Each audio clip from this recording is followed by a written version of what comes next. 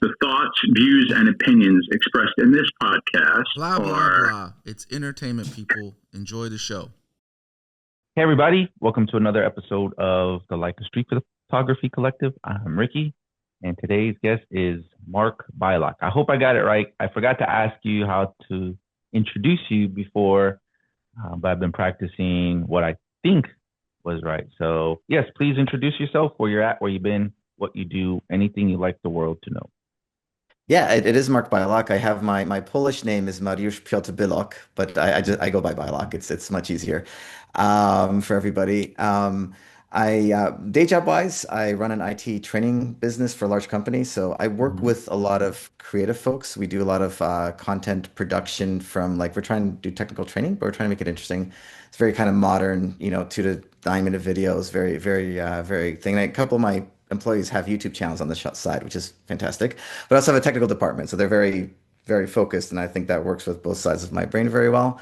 That's what my day job. I've been into photography much of my life, off and on. And yeah, that's kind of I think how my journey started, ended up here, I guess. Okay. So, where are you based out of? Toronto, Canada. Toronto, I've lived here Canada. most of my life. Yeah, yeah. It's a good spot. Very Mhm. good photography community here as well. It's a nice place. Yeah. Okay. Drake fans are going crazy over there right about now, aren't they? Yeah, Yeah. Drake's one of our Iceman. few stars that still lives in Toronto and very much Mhm. promotes Toronto. But yeah.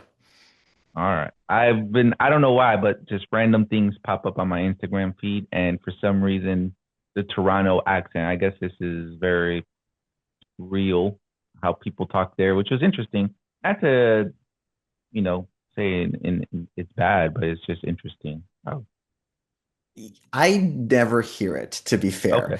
I hear it on social media, 100%.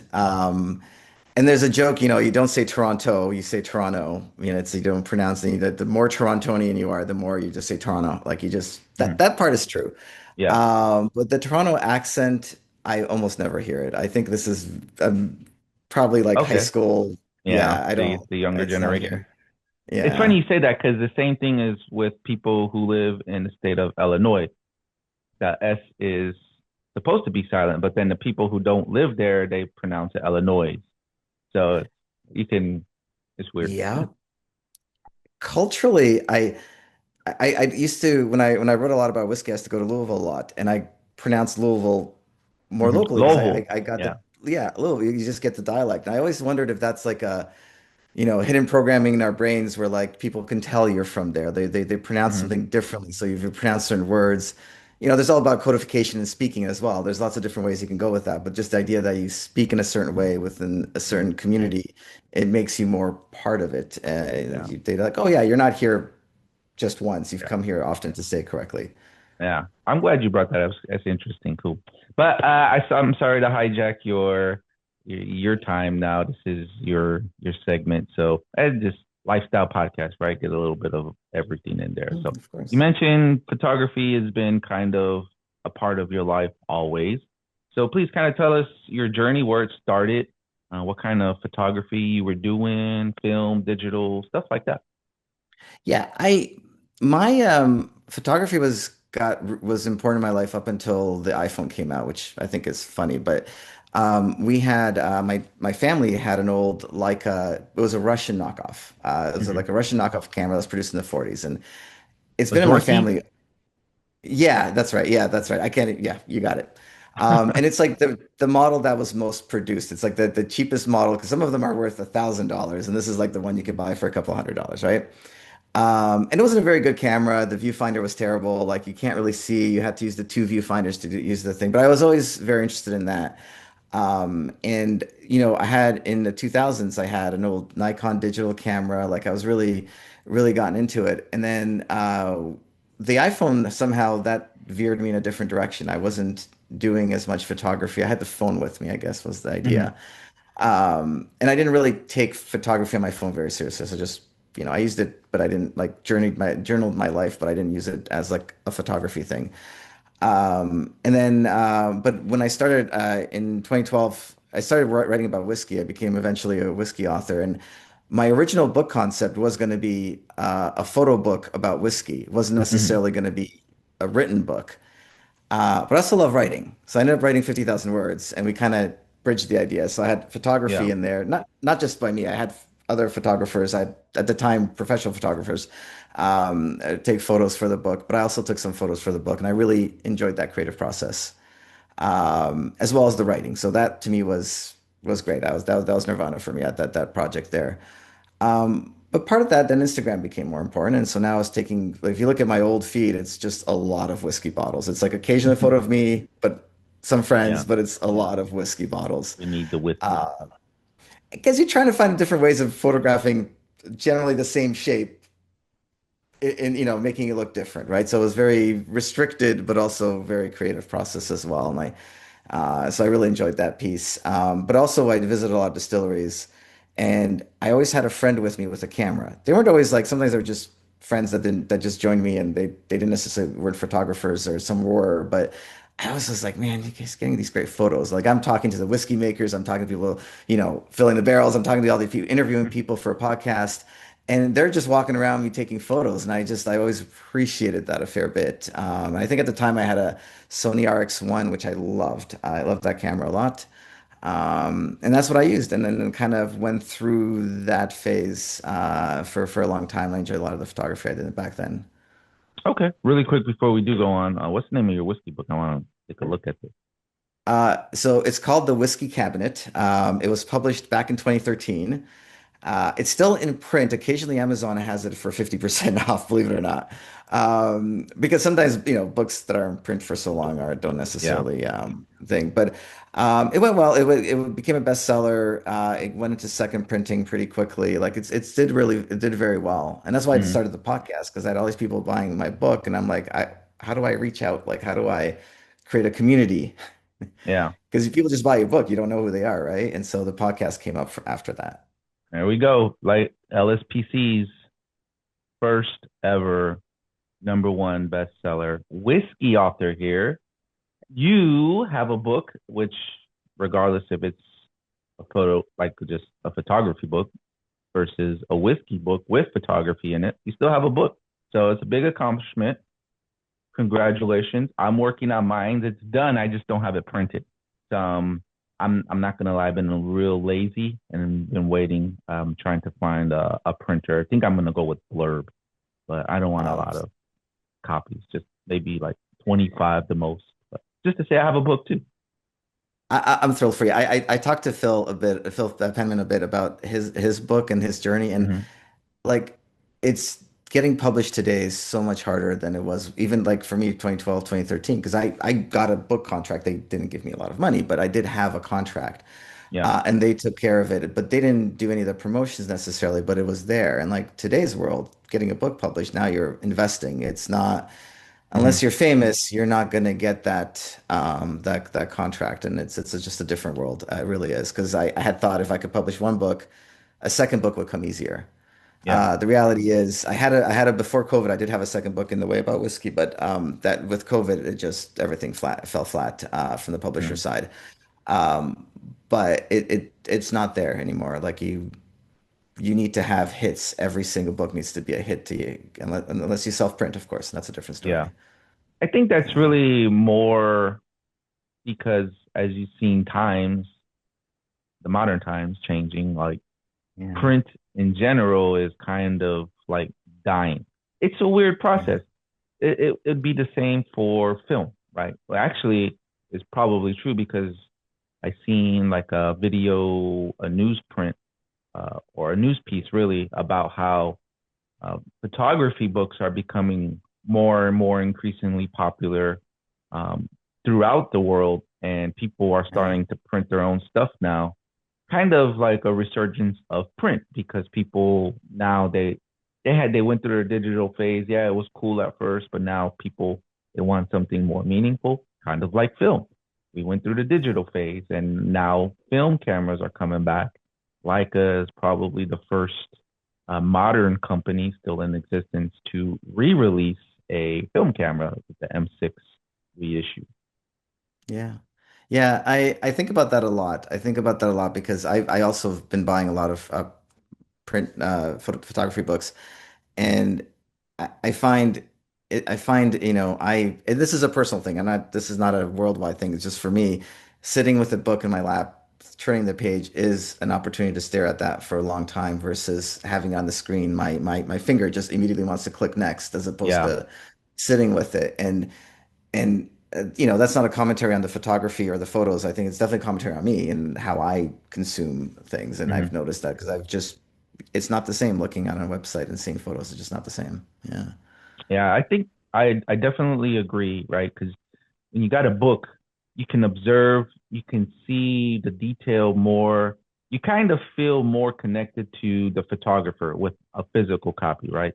Yeah. And like a lot of my like photographer friends who've been in the photography community and their journey way before I was born, they'll tell you the same thing. They always say the photo's not finished until you print it, right? And you never understand Mhm. until you print your first photo and you're like, wow, this is just so amazing. It's like giving birth to your first child, right? You're like, oh, I got a kid now. And then like with digital, what I like to think is that because you have kind of like the temptation to just you see it for 3 seconds and then you're just what's the next thing? I want to see more. Show me more. Show me more. Show me more. Um, I got burnt out of the show me more, and I don't really look for more. And just whatever appears. I'm like, oh, interesting. Do I like it? Do I not like it? Obviously, you want to do it right by trying to understand what's on your phone. But then again, oh, what's Yeah. what's the next app? What's the next app? Yeah, I think that's true for, like when I had the Sony RX1, I really liked it and I think it unintentionally slowed me down because the autofocus on it was really poor. And I know we're kind of changing topics a little bit, but it made me think of like my when I was taking when I in during my whiskey phase, I had bought a Canon and like RF lenses, and I had the business expenses. We had a whole thing going, and I used that camera a fair bit, but I used it also for photography of my family, of my kids. And that was my reaction. I'm like, I had, 100 pictures of the same scene that I just snapped away with no consideration of anything. And I'm like, which one of these photos am I going to edit to be the photo for this one scene? And Millimeters. right. And like to me, it's like again, different persons, different personalities. For me, I just if there's too much choice, I just collapse. I need a few things and I need to do them well. I can't have 100 things, pick the better of the 100 because now I'm wondering, well, if I did this one here and if I did that, change it doesn't work. Hmm. And that was kind of where and so for me from my family photos, I was like, I can't do this. Like, I can't. I literally started selling my gear even before I thought of like I was still selling my gear because I didn't need it for the business anymore. Post COVID, it wasn't going to happen. Yeah. Um, and I just didn't need it anymore. But then I had been reading up, why did I like my RX-1 so much and what made a difference? And that's what I was in that idea of like, I built an attachment to the photos. They took time. I built an attachment. And Hmm. that doesn't mean people can't build an attachment with a Canon camera. I know they can. Me personally, I need that pacing to be there. I need to have a vision of what I'm taking a photo of before I'm taking the photo of. I need some of that emotional connection because then when I go through and I have like 5 photos of the same thing, I'm like, I know what I was looking at the scene. I know what I wanted. I might have taken a few different angles and I can pick them and I can play with them a little bit Yeah. and make them a little better. But I know what I'm working with as opposed to 100 photos of the I same think thing. I think now in modern times with the more increasingly the capacity sizes of SD cards allowing you to take more photos, it's overwhelming. I'm kind of going into where you were saying like I could have 1,000 photos of just this one thing, and the same can be said. The same can, anyways. I couldn't get it. I couldn't get the phrase. The same thing could be said about street photography. Got it. Yeah. So like people who shoot differently, right? Like the people who like to fish and hunt, right? Maybe they're taking 100 photos of one specific location, right? They're just waiting for Yeah. that one photo. But then when they go back to post, they realize they actually got 2,000 and they're like, oh man, what do I do? Yeah. So, they oversaturated saturated their workflow. Now they got to go through 2,000 photos of just this one corner. And maybe it's kind of like stopping the process of picking the best one. Cause I think after about 500, you're just like, all right, this is the good one. And then maybe It looks the like same. Yeah. it was number 869, just a random number. That was the best moment. That was where everything fell into place.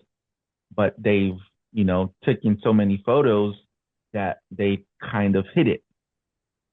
So maybe it's more harmful, not nothing against you, just, more of a post processing, which kind of alluded me to, I used to do that where I was the guy just take as many photos and I enjoyed it.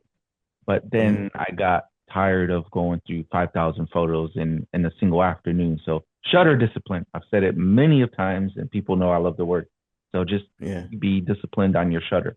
Nothing against you. I know your product photography is probably different. Yeah, yeah, that was different. But with the family photos now, with the lake at hand, I Mm-hmm. am composing more. I am choosing more. I am doing, and sometimes sometimes if we're doing vacation photos, I'm like, oh, that didn't work at all. That sucks. Oh well, I Mm-hmm. maybe could have had something there. It was 100 photos, but it doesn't matter. No I do idea. like that's what I like about film photography though, because I a lot of times when I walk my dog in the neighborhood, I live very suburban Toronto area. I take photos, and it's usually a very similar walk. And Mm-hmm. there's certain scenes, like there's this one scene you can see on my Instagram scene. It's just these perfectly shaped bushes. There's like three of them, and there's a light that hits them perfectly at a certain time, where you get the kind of overcast light on top, and then the shadows in the back and the greens, and the scene looks amazing in the winter when there's snow on there because you have like just a little bit of snow. It looks great in the summertime, and I keep taking that same photo with different film Mm-hmm. because I'll have it black and white in the wintertime. I'll Mm-hmm. Harmon Phoenix I have like with the greens just came out so great. Like it just I keep going back to that scene at the right time with the light. Yeah. And of course that changes, especially this far north, depending on the time of season. Like the sun could be lower or higher, but I just keep going back and I'm like, what happens with this film? And I wonder about that because I could theoretically just show up, take a digital photo, and do anything I want to it. Really, like I Yeah. can make it look like film, I can make it black and white, I can just make it perfect in every way, shape, or form.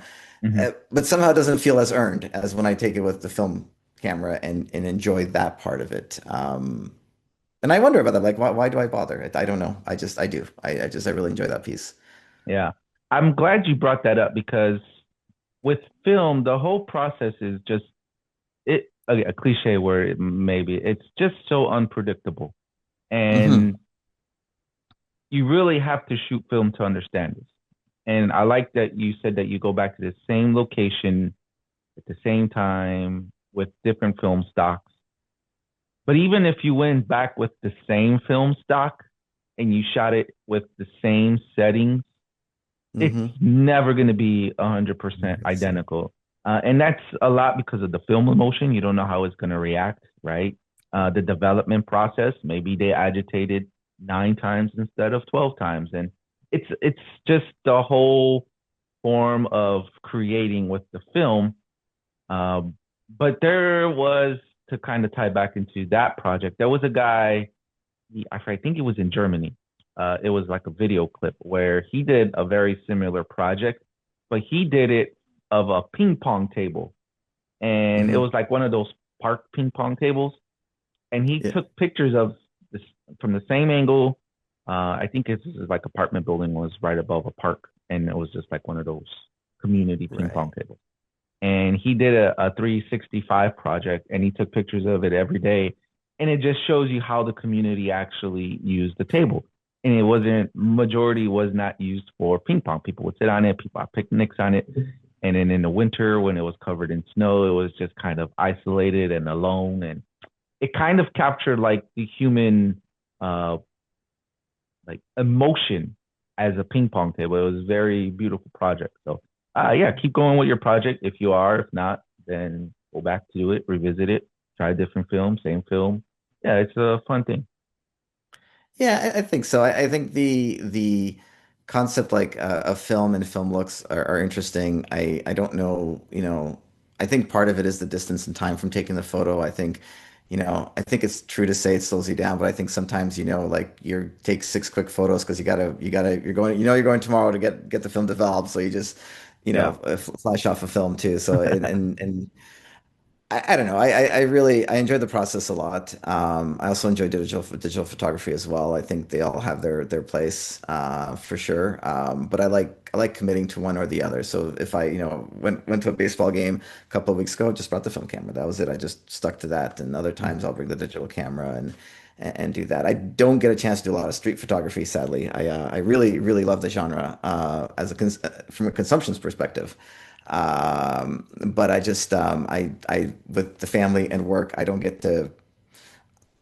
I understand it takes 12 hours a day or whatever per Yeah. week to get those photos. And I just don't have the time currently, but I really enjoyed the process. So for me, it's a lot of suburban photography. And I've seen that there's other people on Instagram that just, that's what they do. They take photos of those old cars that are parked, that are broken down. They Hmm. take photos of, in my area, it's not an overly wealthy area, but there's a lot of sculptures. And they've probably been here for 50 years. Like there's just people have sculptures. And I don't, Hmm.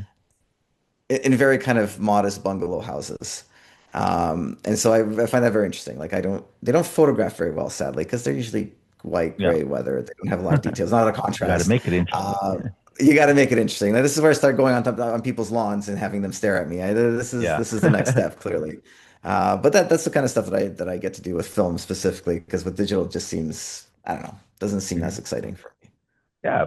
I would say like me personally, I would either do it or not. But if I was to do it, I would ask for permission. And people who walk with me that don't know what street photography is, and then they actually observe me doing it, they're like, "You don't ask for permission?" And I'm like, "Nope. Like you really don't Yeah. know these people." I was like, "Nope. Don't talk to any of them," and they're just there. Um, but sometimes I do respect the people's property, and especially private property, where if Yeah. I see like a really cool house, I'll walk to the very edge of their property line, and I'll get as close as I can if that's what I'm trying to compose for.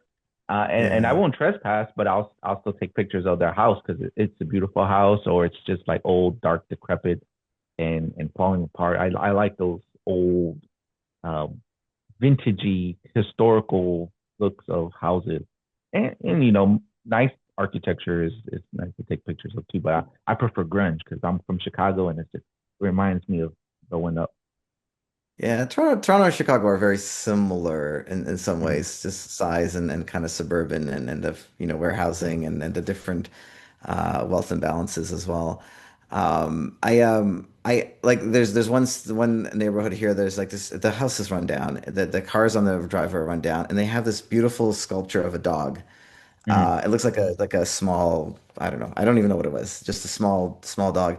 And they always have flowers around it. And it's like tulips. And every day, like the season you see the tulips there. And I just always wonder, and like this is where like photography and storytelling cross the line, but like I feel like I can't Mhm. really take a very good picture of it because it's right in the front of the property, the house is back there. Like there's just no compositionally, it seems very difficult Mhm. to tell the scene, but also like you can write about it. Like there's a story there that needs to be told. Like I like that piece of it. I like the concept of the writing and the photography taken. I think that there's a just like with my whiskey book. I'm like, yeah, we're gonna do little bit of writing, a lot of photos. Maybe we'll do a Mhm. lot of writing or a little bit of medium writing and medium photos just to combine the two arts and have the storytelling there. Yeah. I'm recognizing that with a photo book, it's pictures. The picture should tell the story, but I think that's not Mhm. always the case. Yeah. Sometimes that's not happen.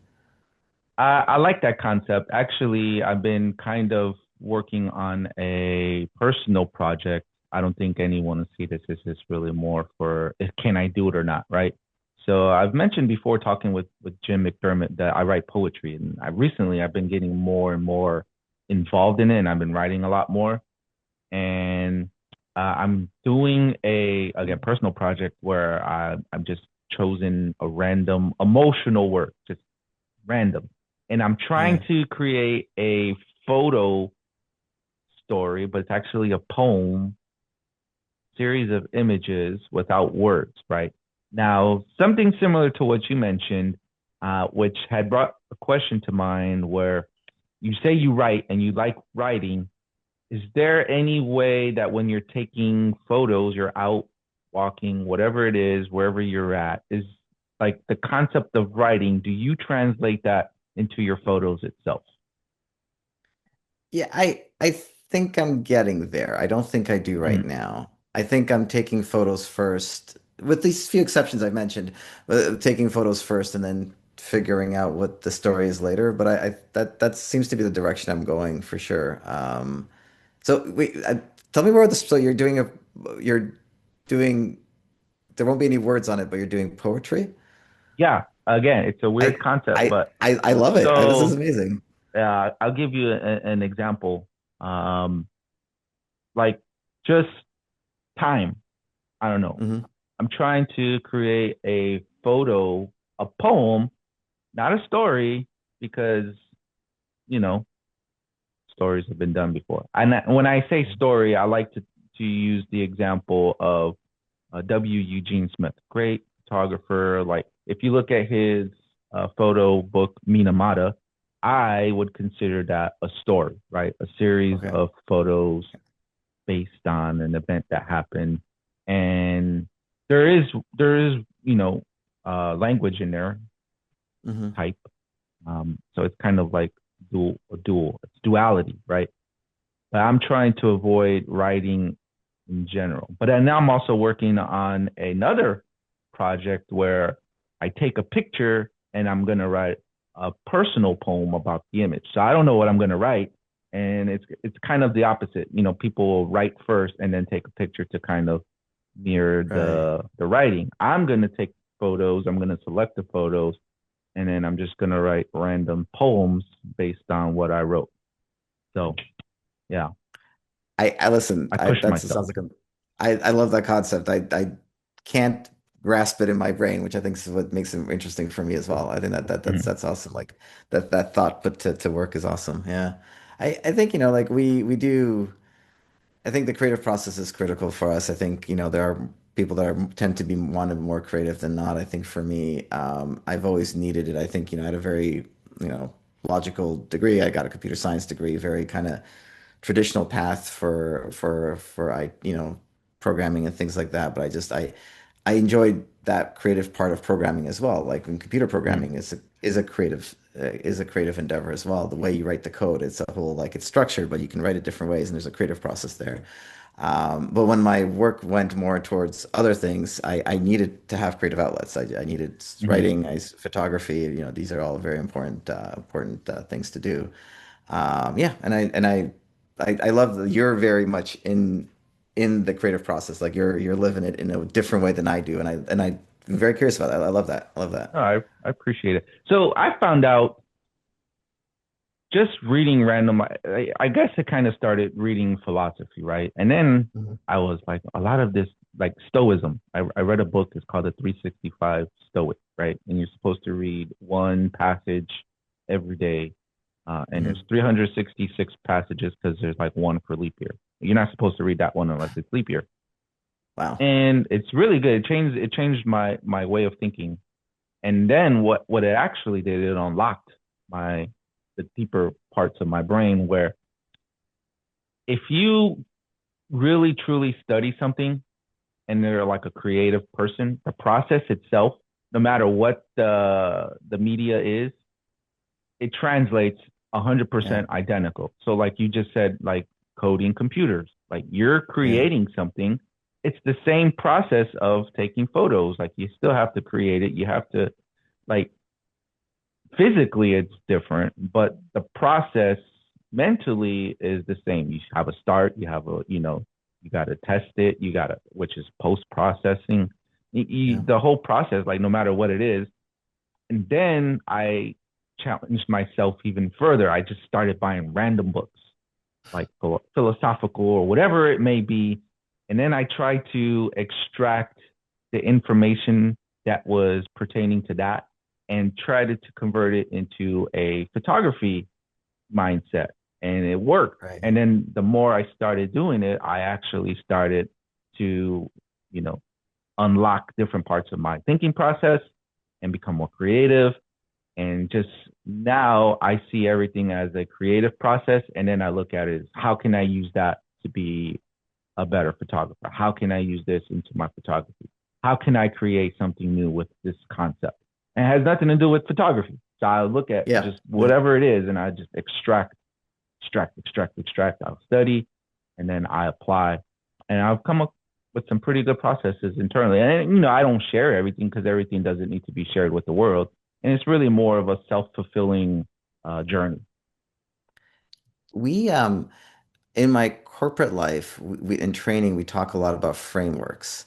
Mm-hmm. And it's, in fact, I work for a very brilliant VP at my company, and she was like, I would always do like, this is the end goal, this is where we're going, this is what we're doing, and she would challenge me like, what framework did you use to draw that conclusion? I'm like, well, I know the answers, and she's like, do you know the answers? And I'm like, yeah, like I've been doing this for 10 years, I know the answers.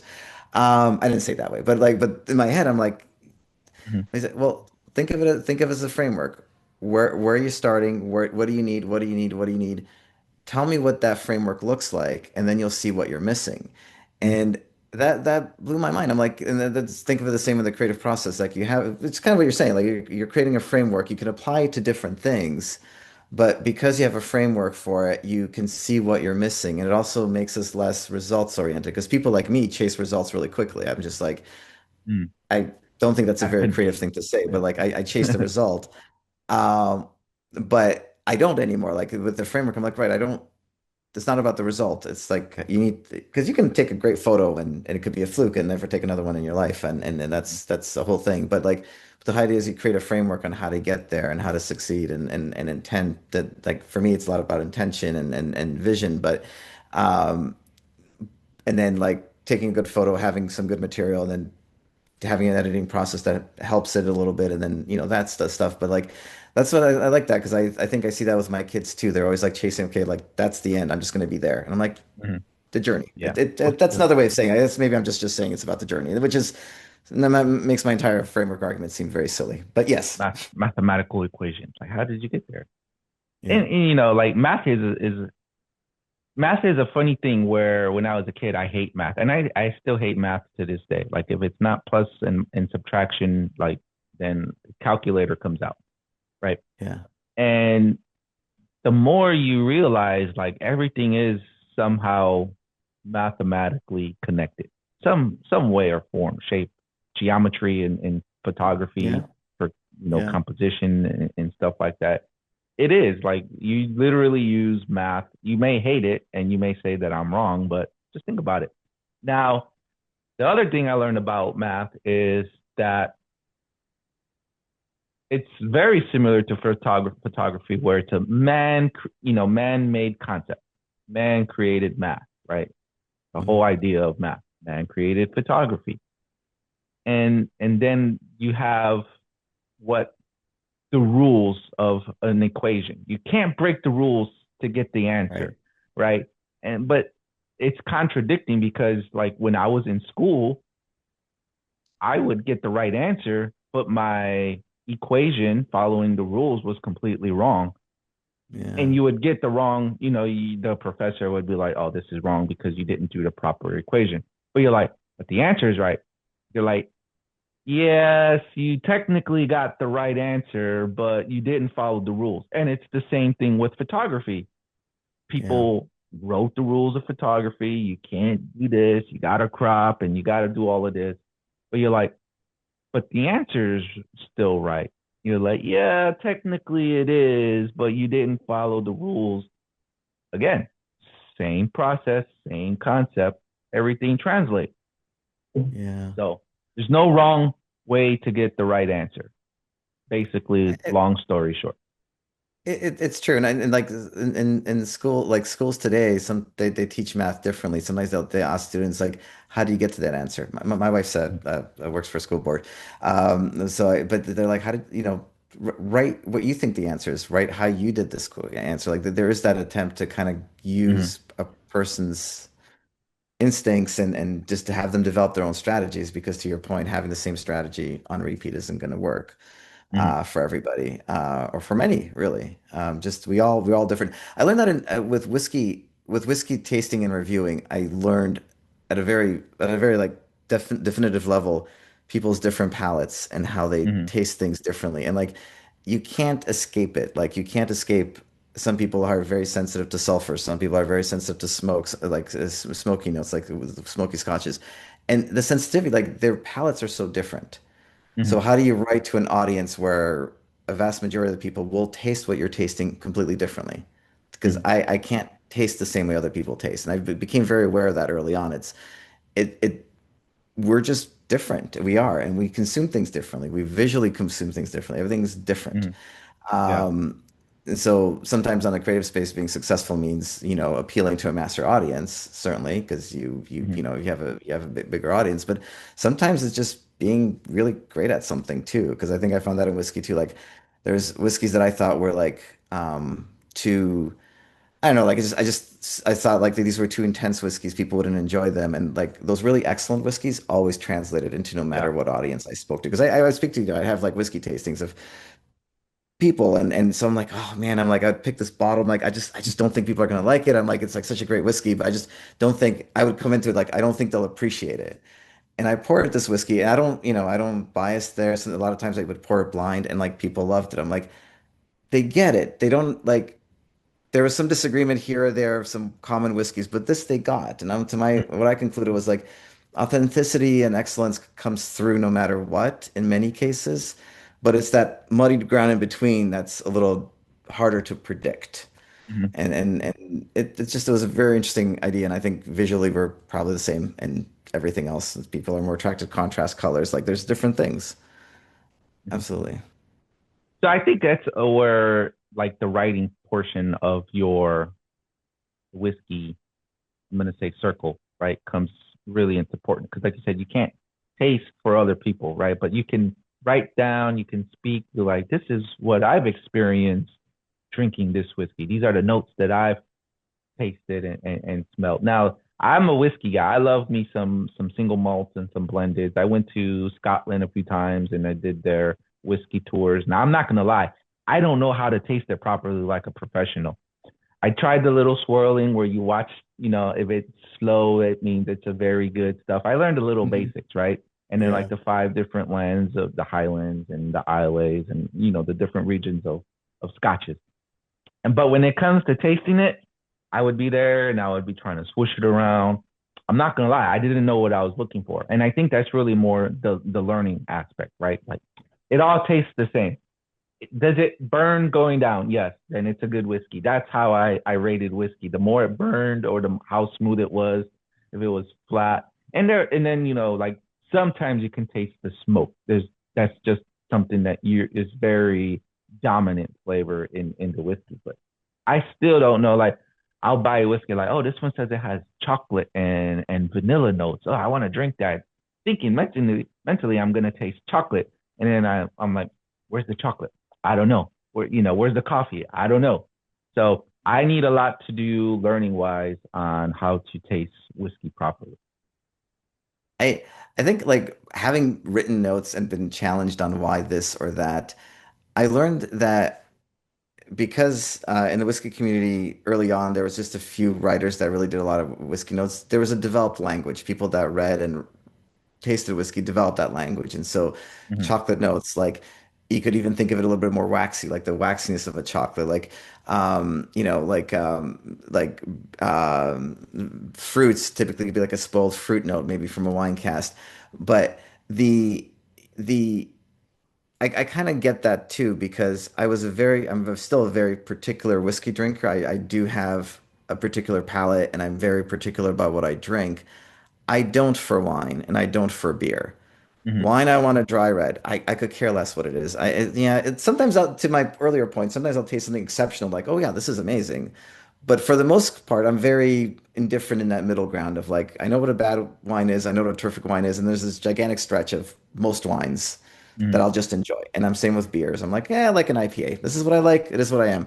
And I like a juicy orange forward IPA, great. But like, I You'll don't want to taste say I it. don't care. I just don't appreciate anything in that zone.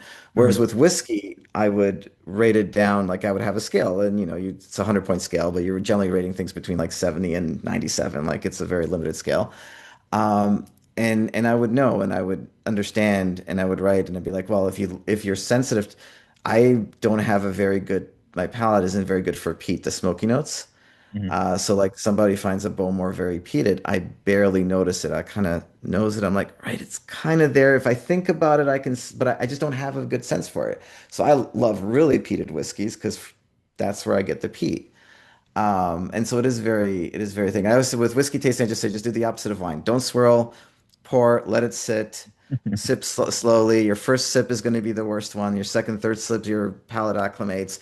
Don't water it down if you don't want to. I just generally think like if you take smaller sips, the saliva in your mouth already helps aerate it a little bit. And just enjoy it. And I think it's a very interesting like it's good stuff. And I think it has an authenticity to it as well because of the barrel process and how each barrel is very different and each barrel has so the blenders, because even if it's a single malt, it's all blended. Like they blend lots of barrels unless it's a single barrel, right? So there's a lot of magic that happens in that because every barrel's a little bit unique and they try to blend an interesting product and give you something that's got a diverse flavor profile.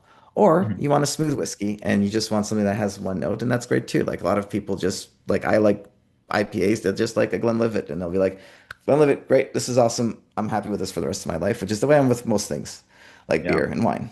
Yeah. I'm about to blow your mind right now. I'm going Uh-huh. to take that whole segment of everything in the whiskey you said, which is interesting, by the way, and now I'm going to translate it to film. You said the first taste is bad. It's horrible. It's the Yes. first. It's your first shot of your film roll when you load it. It's half exposed because of the light, right? Yeah. And then it's like you want smooth. All right, you buy ISO 100 or lower. You get less grain. So yeah, I told you everything translates to another. You just gotta visually and mentally think of the process like that. Like, oh, and You've no connected the matter dots like for me. You're absolutely right. every barrel is different. You can buy the same film stock, but every roll of film is different. So there you go. I you've connected the great dots for me. You're absolutely right. I always think that when people do the comparisons, like if is this film that film, like you'll never know because to your Mhm. earlier point, you've already made this point, but it's like they produce different times, done slightly differently. You can't have the exact same photo. It's just impossible. Yeah. Yeah. No, exactly right. You're absolutely nailed it. I've shot countless rolls of HP5, and I can honestly say confidently that I've not shot a roll of HP5 that had the same exact look. Yeah. Something different. So Yeah. I put a red filter on it, right? I don't know. That's right. So Yeah. there we Yeah. go. So that's very interesting. I do kind of want to go down you mentioned a whiskey podcast, Mhm. and I'm kind of interested in that. Kind of tell me about your whiskey podcast. What was this like? Yeah, it was great. It was called the Whiskey Topic. And it was myself and Jamie Johnson. She was also in the whiskey community here in Toronto, had a whiskey club. And I had published a book at the time. And so we had kind of leveraged both those things where like Jamie was a little more pop culture and I was a little more academic on the whiskey side. But at the end, we both became we both had a lot to do. I enjoyed it a lot mostly because of the people I got to speak with. I think that like, and I'm sure you, Ricky, you see that as well. Like you get to speak to amazing people. Um, you get to have these amazing experiences, like about like how the whiskey's made. You get to have debates, controversies. Like you get to have like fun controversies, not like, not anything intense, but just get to be like, to your point, like I from the very beginning, I had a thesis that like, whiskey does change in a bottle because at the time the marketers were like, you buy this bottle, it's good forever. They're fighting against the wine where it's like, the wine can go Mhm. bad. But whiskey does change a little bit, just like emulsion changes a little bit. There's a little bit of you open that bottle every time you open it up, like there's It, stuff that comes out, right? yeah. Like you can smell it. It's very intense. Those particles are gone forever, and the particles that are left inside, they rebalance because it's always looking for a balance. And so, those kind of concepts, I enjoyed going against the grain on those concepts a lot in that period of time. And spoke to great people. There's whiskeys that came out because I loved them and they got released. That just was great because I think that was like a really awesome experience to have like me going to a distillery and having yeah, for the podcast and then tasting a barrel and be like, this is Mhm. it. This is the Canadian version of that and having those whiskeys released. I thought that was great. Like it's nice to have that conversation with awesome people that are great in the community, but also being able to like steer that community a little bit as too, I think is very cool. Mhm. Crown Royale. Where is Yes. this ranked on your list of whiskey? Um, We're gonna just go purple bottle Crown, just a normal over the shelf yeah. budget. I It was never my favorite Crown Royal Purple the thing because I wasn't very big into the caramel forward flavors. I liked more intense, interesting drinks. I think it was very one flavored, which again some people love and that's great. I just for me it was very much lower on my list of things. But saying that I've had Crown Royal like single cask, Crown Royal like cask strength, like high proof Crown Royal that I've Mhm. loved. So it's just a matter of what you're buying. But yeah, I'm not a big Crown Royal fan, but I also drink it. When I drink whiskey, I drink it neat. I don't add water. I don't add ice. I just have it as it is. And so for me to have it as it is, it has to bring something more to the table than just alcohol and caramel notes. I need more. Saying that, it's a perfectly fine 80 score whiskey. Like it's like 80 to me, 80, 82 is like this is great. It's a fine whiskey. It's perfect in what it's intended to be, and I don't have anything against it except I don't drink it. I guess Okay. that's Again, it about all it. tastes the same to me. I don't know, but I will say the Crown Reserve, the gold bottle, Mhm. is a good one. I don't buy it too much. I don't actually buy too many alcohols anymore, but I did enjoy the Crown Reserve. Yeah, and that's right. The Crown Reserve is the bigger bottle. It's a little higher proof, and it has an opinion. This is the thing I Yeah. loved about whiskey. Whiskey that had an opinion, and I think like if you're making a whiskey and it has a strong opinion and it's well made, obviously you can have an opinion and it be thing, but if it's well made, then it's an interesting whiskey. If you're kind Hmm. of mellow, I'm like a little less intrigued. Okay. Is your podcast still available for people who are interested in whiskey podcasts, for them to listen? Yep. Okay. Yeah, it's still downloadable. It definitely is. I have it's you can just yeah, it's available on I think it's just a whiskey topic. And it's still relevant. Like that's the thing I like about it. We talk a lot about topics that are Mhm. still relevant today. Um we just yeah. I think when I was doing the podcast, I had been doing a lot of whiskey tastings on this as on the side. I say on the side, but that was, that was what I did for an income. And so that was great. But like after COVID, that died down. I lost some of that community. Really, like a lot of people just stopped drinking whiskey too, and I think that Mhm. communities are important, right? We need that as well. But now it's still very relevant. We talk about Pappy, we talk about Jim Beam, we talk about a bunch of their scotches, Canadian whiskeys. It is still very relevant today. Irish whiskeys, we basically covered everything. Indian whiskeys, Amrut, oh, Ah, love it. There's just a lot of great stuff out there, and still yeah, today. And in fact, I think today is a better day to drink whiskey than it was 10 years ago because it's the supply is starting to build up again, whereas 10 years ago there wasn't a lot of supply. yeah. Yeah. All right. That's interesting. Last whiskey based question. What's your Mhm. personal favorite? So now that I consider myself like a seasoned whiskey drinker and I don't drink too much whiskey anymore, what I will do is I will buy. I would belong to a whiskey club here in Toronto. And you don't have to belong to a whiskey club, but there's like single bottled of like single barrel type stuff, or maybe like a small collection of barrels, usually independently released. They usually cost a lot more money, but not as much money as the big brands do. And I don't drink that much of it, so I'll sip it. So a lot of the stuff I'll get like if you're like Highland Park, everybody knows Highland Park. Sometimes barrels don't make the Highland Park profile. They're like, Mhm. this isn't a barrel that fits what we think Highland Park is. So they sell it off into the market. The barrel goes into a market, somebody buys it, and you can drink that barrel. Or sometimes they'll take that Highland Park and combine it with Macallan and do something different with it. It's no longer a single malt. Now it's a, blended malt, but regardless, they do interesting things with it. And I find that interesting because it's more like film. I don't really know what I'm gonna get. I'll Yeah. probably be intrigued anyway, and I think that's where I'm going for. And then there's a couple of Canadian ryes that I drink. One I really like is like Bareface. That's here in Canada. It's just a very, it's like a 35 $40 bottle of whiskey, but it's great. It's really nice. I enjoy sipping it. And then of course, lots of other things.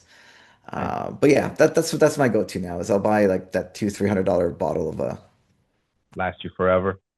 the last, yeah, Yeah. yeah, for sure. One. one handle and I'm done. All right. Well, see you next week, my friend. There's That's always that. right. All right. Uh, really quick, like to Mhm. get your Instagram handles so that way people can support your creativity. I don't know if it's photography based or whiskey based. I mean, I know your main one, but if you have Yeah. multiple. No, no, I just everything's under my name, Markbylok, and that's where I post all the stuff, and you can kind of go through my history of more whiskey, and now more a lot of my recent stuff is more film photography based.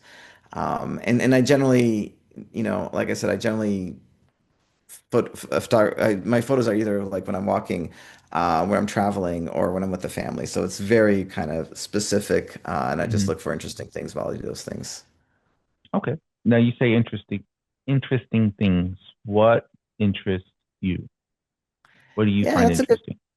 question. I generally look for interesting patterns. I don't generally look for people as much because like again it's just I think that takes more time. I do that occasionally, but I just think that takes more time.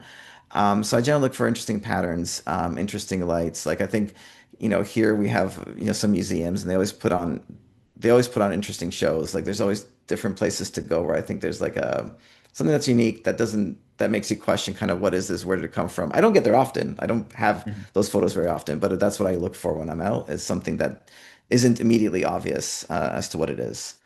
Um, or like I said, or those bushes with the perfect lighting on the side. I don't know. I Yeah. just fascinates me to no end. But I also do write on Substack. I have you can search my name out as Substack as well. I'm building up to that. I think like with whiskey, I think I like the combination of writing Hmm. and doing, and I Yeah. really enjoy that bridge. Be a whiskey photographer. Well, I mean, I did that for a lot of years, and There you go. I'm done. Like I'm done. I've done all the photo angles of New whiskey and chapter. photography. Exactly. No, I guarantee you, there's one angle you didn't get because it's like You mathematically, know, there's an angle somehow. sometimes I'm just I'll surprise challenging you. That's myself. all. I would go to like I would be the guy that go to bars and I see a bottle and I see the bar. I'm like, can I just get that bottle here? I'm not drinking it. I'm just gonna take a photo. I mean, No, consuming something at the bar anyway, but I just get the photo and get the right thing. I would do that all the time. I really enjoyed that. I got to tell you, it was really endurable. that's interesting. So you would go to just if you were at a bar and you're like, oh, that's an interesting bottle, or I want to take a picture. You would ask the bartender to take pictures of the 100%. bottle. That is I awesome. would it was more about the scene. It was more like what the Hmm. lighting was, what the bottle like, what was there. And Hmm. then I try to like what whiskey am I writing in the next 2 months about? Like if they happen to have that bottle, great. Yeah. And then yeah, sometimes it's like does the bottle fit the scene? That would be a thing too. But it was usually like I know I'm writing about that whiskey. Can I just get it here? Let's position it right. And yeah, that's right. Hmm. I got another connection for you. Again, translating into, well, this was a photography, like you were taking photos, but translating into street photography, it's essentially the same thing as approaching a stranger and like, hey, I Yeah, like this lighting over your sunglasses. Can I take your picture? See, everything, if you think you're about it, absolutely right. it translates. Yeah, So yeah, absolutely. lost in translation here. So I appreciate it. I think that's about it. Any last words you'd like to give to the fans, listeners, and supporters, whiskey connoisseurs out there? Oh, actually, that's what I forgot. I apologize. Uh, who would you like to highlight, recognize, recommend to the fans, listeners, supporters? It could be a whiskey raider or judge. I don't know, photographer. Who do you feel that the world needs to know about that doesn't get the proper recognition? Yeah, I don't. So I thought about because I figured you'd ask this question because you often Hmm. do. I had the person I've been most and they don't need my shout out, but the person I was most recently impressed by was Demondre Ward. He's a street photographer out of California, and he did the walkie-talkie bit.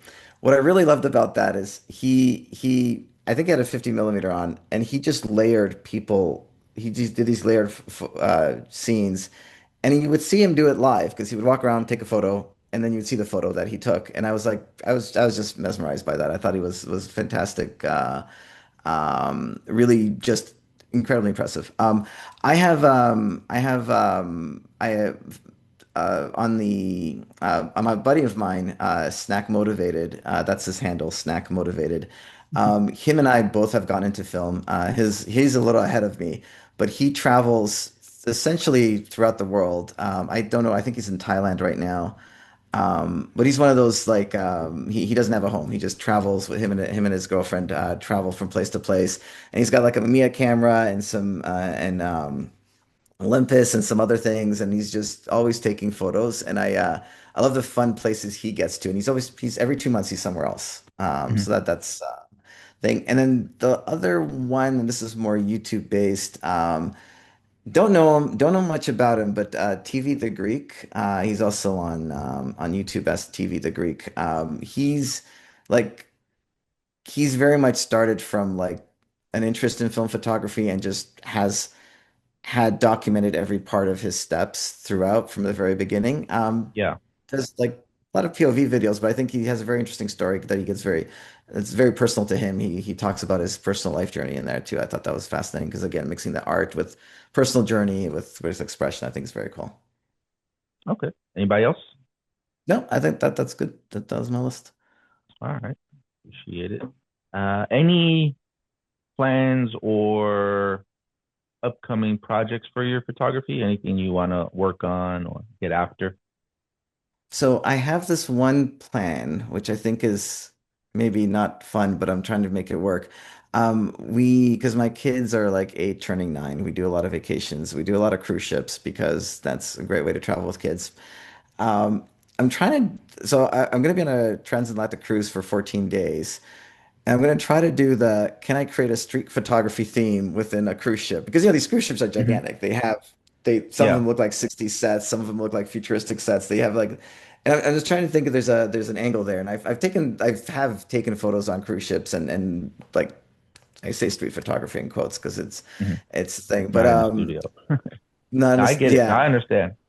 But I do think there's a lot of great angles there. And again, going back to film, especially on film, Hmm. I think there's like you remove some of that, you remove some of the details, like things look a little different than they Hmm. do in real life, and I really enjoy that. So that's going to be.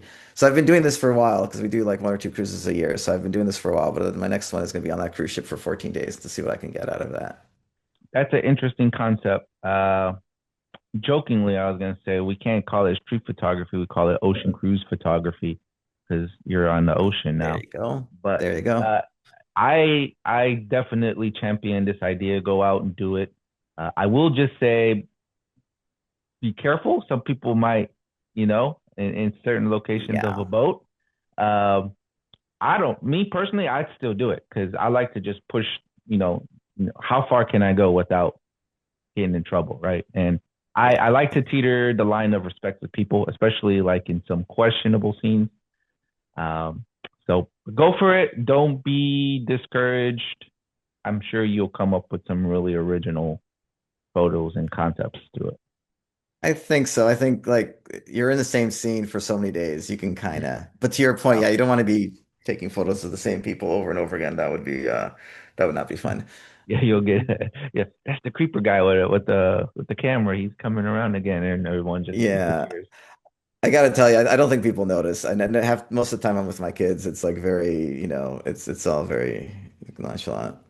Funny random story. I was in Guam on a work trip, and after work we went out to the beach and we were walking, and there was this creepy guy, and not to compare you to him, but it just reminded me of that. This guy every day, and because I was talking to the lifeguards, they knew who he Yeah. was because he comes to the same spot every day, and he would just take pictures of women, and he Nope. wasn't breaking any rules or any laws. They weren't nude and they weren't doing Hmm. anything inappropriate.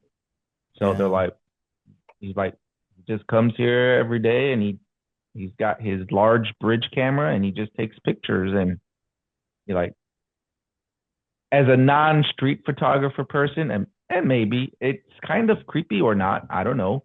I don't want to know what he did with the photos, but he was known. He would go to the same little spot and would just sit up there and take pictures. Yeah, I worry about that. I don't I worry about that happening more often and giving street photo, like I just it's you're right. It's not a good association to have, Yeah. especially if it's you're j taking a picture of just women and yeah, I don't know. Not a good association to have. Actually I was in a weird predicament yesterday. I went out with I wanted to clear out all of the film in my cameras. I had a couple cameras that have film in them, and I've been wanting to just start Hmm. fresh on one row, focus on one row at a time. But I had like four cameras, and I'm like, you know what? I need to get all of these. So I took them all. I drove down to this one little spot in the beach where it's very different scenario. Maybe, possibly, I don't know. Anyways, I was all set up. I'm sitting down on these steps, and there's this like weird rock formation. It's old, it's historical in culture, but it's been Hmm. eroded so much. Like it's very tree shaped, right? So it's like at the base, it's like very. It looks like it's about to fucking just collapse. Yeah. And I go there and I take pictures of this rock often. When I got there, there was nobody there, right? Nobody in front of me. There was some kids Yeah. playing on the sides, but where I was at in my central location, there was nobody. So there I was. I'm just, I'm intent. I wanted to waste all of this film. I had five different cameras, and I'm just like switching cameras and taking pictures. And then like maybe 45 minutes later, this crowd of young females, probably in like grade school, they come and then they sit right in front of me, and I'm feeling awkward myself. I'm like, because now Yeah. like people see me are gonna be seeing me point this camera, like all my cameras in this direction, and Yeah. I was like, they're probably gonna think I'm taking these young girls' photos. And I was Yeah. like, this is awkward. So I took a photo of the rock, and then I'm looking around, and then people they're just watching me, and I'm like, oh, yep, this is how it starts. So I gathered all of my cameras. I didn't finish the rolls of film, and I left. I had to. I was like, I'm gonna get That's the arrested. right choice. That was Yeah, the correct choice. yeah, That is the correct choice, no doubt about it. Yeah, yeah, it's mm, true. It's a thing. It's yeah. we we don't need to ask permission, but also we also are need to be responsible for how people might perceive us as well. Yeah. Again, not saying that you're going to be taking creepy photos on the boat. I want to see what the insides look like because of those. Whenever think of cruise ships, I get like visual images of like the Titanic, where it's all old and retro-y Yeah. inside with columns and red carpet and orange tablecloths, just old and Oh, no, not these vintage. new cruise ships have like Yeah. it looks like a beach town. It looks like a beach town on one side and looks like a modern, it just it looks like a little city inside, like it really does. There's Okay. shopping, there's a lot of outdoor space there. They have like a central park, which is like a mini, literally a tiny central park, but there's like seven restaurants around it on the That's inside of the awesome. ship Yeah. with real trees and birds. Like it's crazy what they do today. There's they do look like streets. Like if I didn't tell you the photos were from a boat, you would be like, Mm. "Oh, I wouldn't know." Yeah. I wanna see this when you get them out of this. So let me know when you get some images, and I'm curious to see because maybe I might take a cruise for not 14 days. Didn't do it, No, but yeah, just to go and say I did street photography on a boat. could be a thing. You There we never go. know. People are probably already booking their boat cruises now. Like, so you started something. Maybe, probably not, but Yeah. maybe. All Thanks, right. Ricky. Yeah. No worries. This has been a great conversation. Thank you. I will post your links, the names of your recommendations, your podcast as well at the end of this. Maybe if you have a link to your book, if you said it's still for Yeah. print, I'll get that on there as well. So I want to thank you again for taking the time out of your day, giving the listeners something to listen to. I want to thank the fans, listeners, and supporters as well. Any last words? No, Ricky, really appreciate it. Thank you for having me on. I Mhm. appreciate that. No worries. All right. It's Mark Bylok. I'm Ricky, and this is the Like a Street Photography Collective.